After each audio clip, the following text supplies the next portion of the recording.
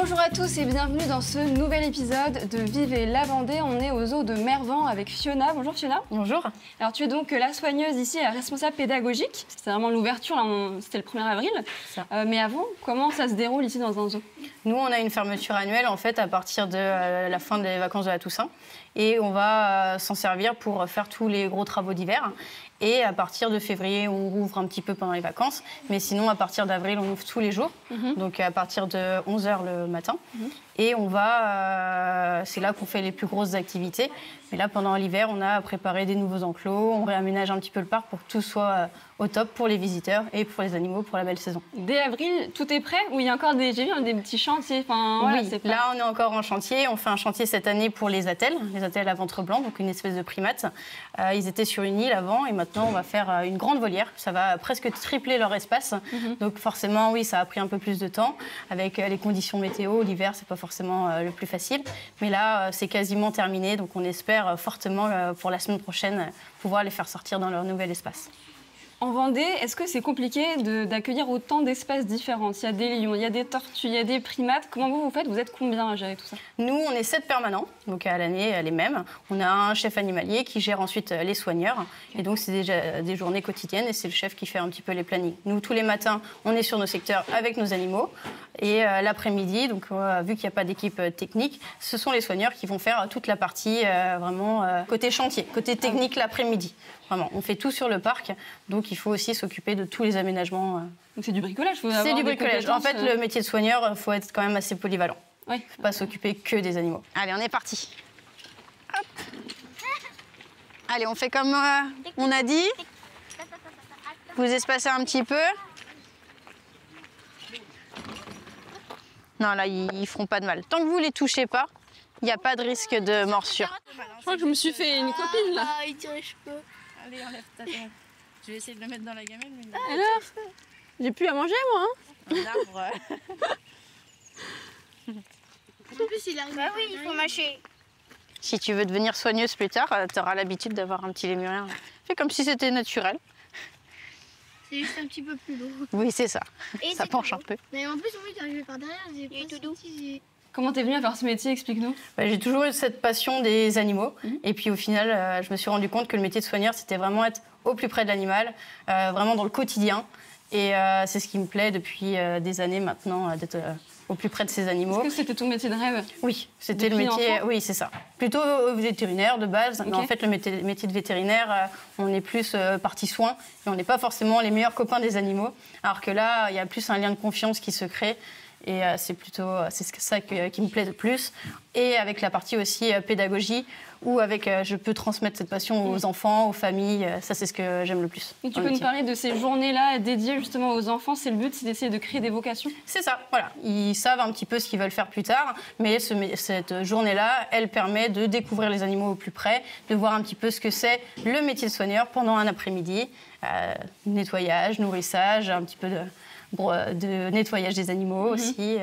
Qu'est-ce qui est compliqué? Alors, quand même, il y a plein de questions. Je vois que c'est même fatigant pour toi, parce qu'à la fin de la journée, j'imagine... forcément, mais ça, c'est ce que j'aime. Les enfants, plus ils posent de questions, plus ils sont intéressés. Qu'est-ce que tu vois, du coup, à force d'être avec des enfants? Ils sont curieux de ce que Ils sont très curieux, et ce que je retiens à la fin, c'est que sur les 6, quand j'en ai 6, la plupart veulent devenir soigneurs à la fin de la journée. Donc ça, c'est que c'est une journée réussie. C'est pour te faire plaisir qu'ils disent ça? Ou... Non, c'est vraiment, on voit qu'ils sont heureux, ils sont souriants.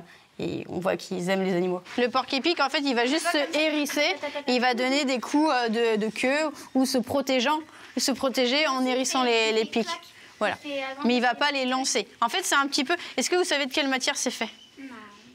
On en a sur nous, tous et toutes.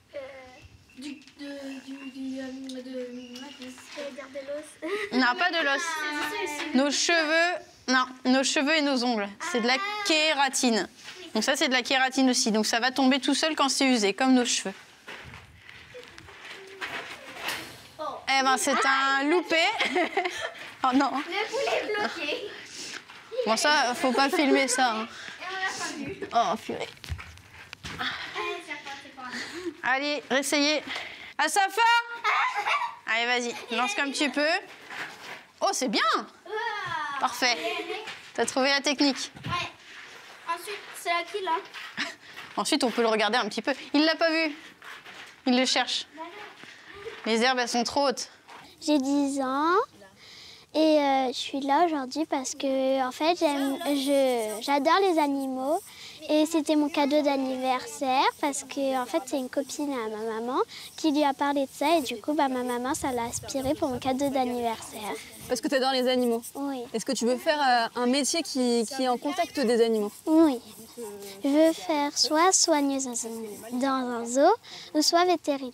Comment peut-être on peut participer à ces journées aussi dédiées? Donc là, c'est des journées qui sont là pour les juniors, donc de 10 à 15 ans, mais on fait également des activités pour les familles, donc vraiment un adulte et un enfant minimum à partir de 6 ans, jusqu'à 5 personnes, donc ça c'est plutôt la matinée, et aussi des jeunes à partir de 15 ans pour une journée complète, avec vraiment tous les soigneurs pour toute la journée. Il y a des nouveautés, des naissances ou ce genre de choses? Là, oui, en avril, le printemps est là, donc pas mal de petites naissances. Des bébés au niveau des lémuriens, un petit makikata, on a eu un aigle, un pigard à tête blanche, et c'est quoi? c'est un aigle. Ah oui, c'est une espèce d'aigle, et aussi des petits bébés au niveau de la plaine, une espèce d'antilope. Mais on attend aussi pour un peu plus tard aussi. Donc là, comment vous faites pour que les espèces s'accouplent dans un environnement qui n'est peut-être pas le leur, la Vendée Alors, c'est des animaux qui sont nés en parc, nés en captivité. Et donc, quand c'est des espèces un petit peu plus frileuses, pendant l'hiver, ils vont avoir moins accès à l'extérieur. Ils ont des bâtiments chauffés. C'est à nous de faire en fonction de leurs besoins. Et donc, vous adaptez quoi? On s'adapte en fonction des besoins des animaux. Exemple ici avec les tortues. Voilà, les tortues, là, on peut leur donner l'accès parce qu'il fait un peu plus de 15 degrés. Mais vu qu'il pleut, d'elles-mêmes, elles ne vont pas avoir envie de sortir. Il y a un petit peu de vent, donc ça les perturbe. Elles peuvent être un petit peu malades. Donc, elles vont préférer rester au chaud. Donc, c'est elles qui se gèrent. Donc, pour toi, les zoos, c'est vraiment adapté encore en 2025 au fait de préserver des espèces. C'est ça, c'est de plus en plus important maintenant parce que quand on voit maintenant ce qui se passe dans le milieu naturel, il y a de plus en plus de problèmes à cause de l'homme. Donc, le but des zoos, c'est de plus en plus la préservation. Merci beaucoup, en tout cas, Fiona. Merci, Alice. Merci à vous de nous avoir suivis. On se retrouve dès demain pour un nouvel épisode de Vivez la Vendée. Et des fois, Kennedy, il a le nez de travers quand il respire. On va aller voir d'autres animaux qui nous attendent. Caché ou pas caché, j'arrive.